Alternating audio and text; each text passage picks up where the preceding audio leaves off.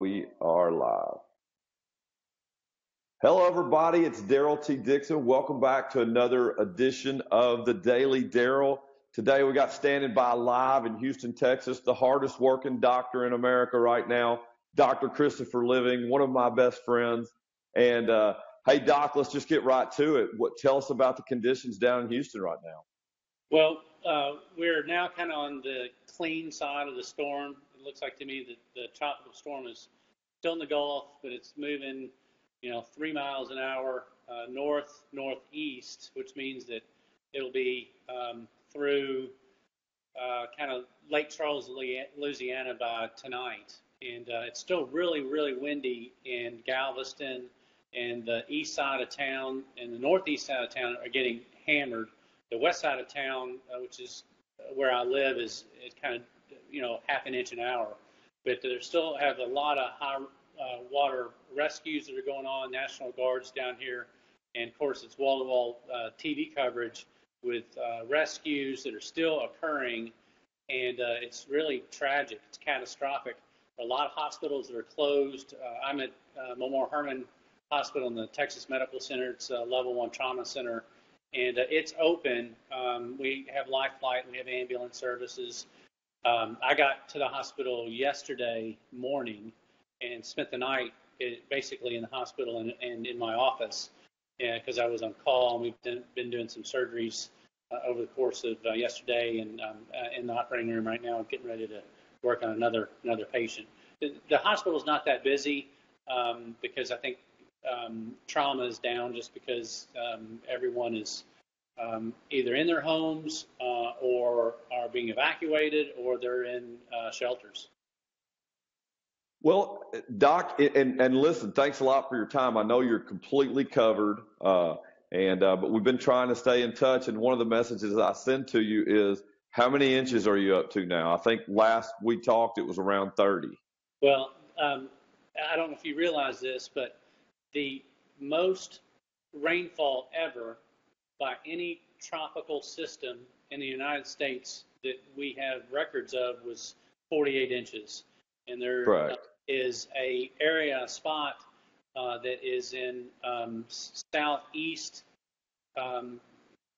Houston, Harris County, that received 49.25.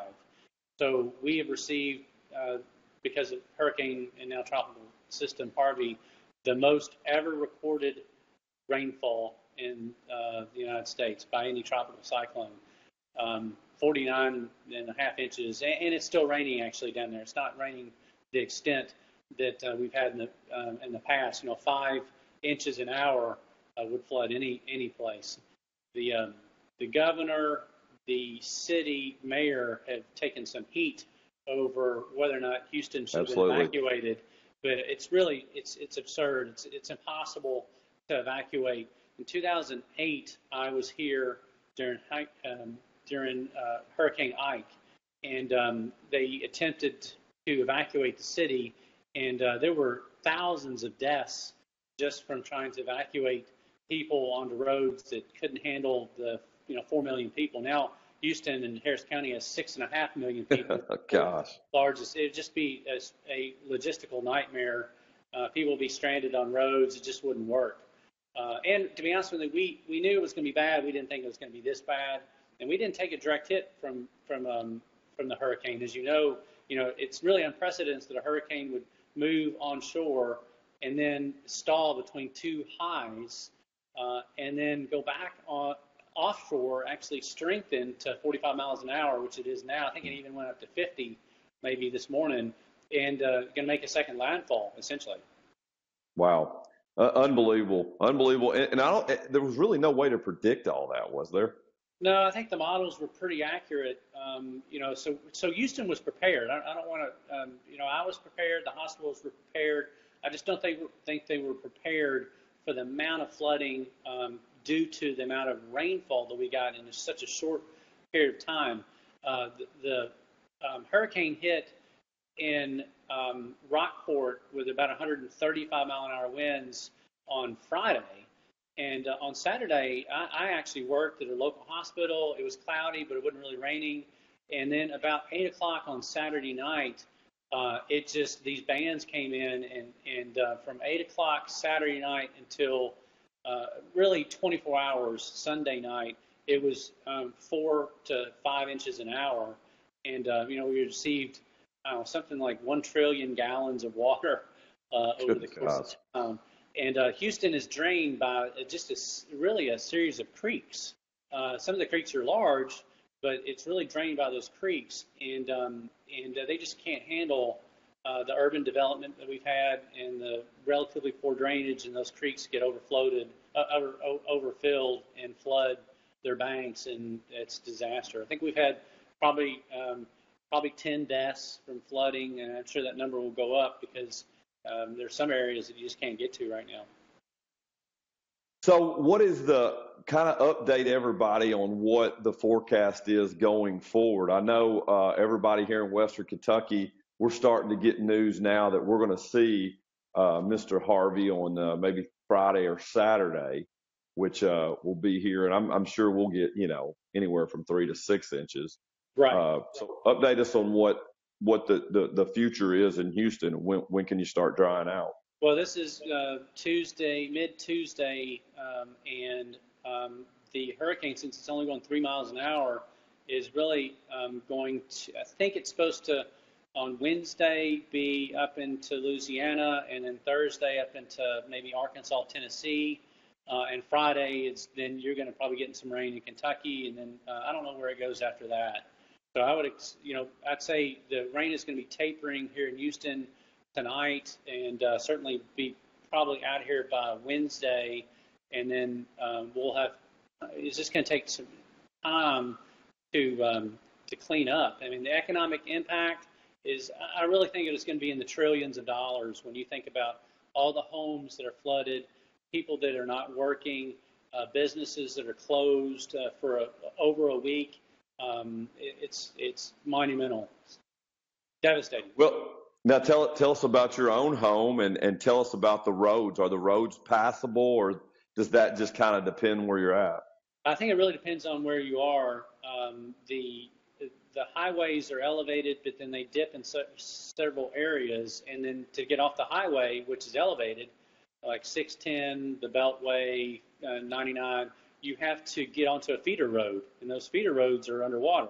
So even if you get onto a highway that looks great and passable, you actually can't get off the freeway. And that was the problem with a lot of cars having to stop and turn around and go the opposite way on the freeway because they literally were stuck. So when I went into work, I actually didn't take any of the freeways. I took kind of back roads during daylight hours.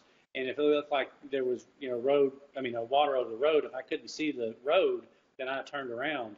Because the problem is that, let's say you have a lifted vehicle, if you can't see the stripes on the road and you don't see the curb, then you don't know if you're on the road or you're driving into someone's yard or business or into a manhole or sinkhole or into the river. And that's how people get flooded. I mean, that's how deaths occur. You don't know where you are. So my home is fine. I live on a golf course, and the golf course, fortunately, was designed to be a huge retention pond. So essentially, the golf course was dug out, and all the homes were then elevated with the dirt that was dug from the golf course. And so the golf course is designed to hold the water to the community, and then our golf course then drains into what's called Bray's Bayou, which then drains down south. Buffalo Bayou is the one that's really having problems. It comes from essentially northwest Houston through some very nice areas, Westview and River Oaks, downtown, and then drains into the Ship Channel, kind of going from northwest to southeast. And there are a couple reservoirs that are the Barker and Addicks reservoirs, which you probably heard about on TV. We did. Mm-hmm. Yeah, they're basically huge dams that hold water from going into Buffalo Bayou, and those reservoirs are full. And so what they're having to do now is flood the homes on the west side of those reservoirs because they don't want the dams to break. If they break, then essentially the entire West Houston, Katy. Katy would be completely flooded. And so they're also releasing water into Buffalo Bayou, which is making downtown Houston even worse. So even though it's quit raining, the problem has not been solved because all that water has to go from all the surrounding counties into the Bayou system and then into Galveston Bay. So it's all running from basically west to east. And, wow. And with all the rain that we received, there could be days where we're still flooded, even though the sun might be shining. So, and you said, did you say you were on the west side? I'm on the west side of town. Okay, west side of town. Yeah, currently I'm in the Med Center, which is just south of downtown. But I'm on. Okay. I live on the west side of town. Essentially, Houston has two downtowns. Has a financial downtown, and then has the Med Center, which is just as big as any downtown. I mean, we have average 150,000 patients a day in the Med Center. We have either 23 or 26 hospitals in the Med Center. So what part of Houston probably suffered the worst from this, or is that still yet to be known? Yeah, I think, there's just pockets that are dry. It'd be interesting to see. They haven't given us the numbers of how many homes are actually flooded, but I would venture to say at least 30% of the homes in Houston are flooded. Okay. Airport's still closed? Airports are closed, and I think they might try to open tomorrow, Wednesday morning. Okay. As far as I know, because the weather's supposed to get better. I think Intercontinental is better than a Hobby. There's two airports in Houston. Intercontinental is up north, and it didn't get as much rain as Hobby, which is down south between kind of Houston proper and Galveston. And they got a lot of rain down there. In fact, that's the area that got 49.5 inches of rain. Wow. And it's not really elevated either. It's kind of, Houston's flat. It's a pancake, but there are some areas that are a little more elevated than others. So is it raining right now? Yes. Yeah, it's okay. raining. And really, it's been raining since Saturday. But it rained off and on Saturday, but it's been raining steady since Saturday at 8 p.m. Okay. And didn't you guys just have a flood maybe a year or so ago? Yeah, we've had essentially. I've been in Houston since 1996, and we had Hurricane Allison in 2001, which they talked a lot about.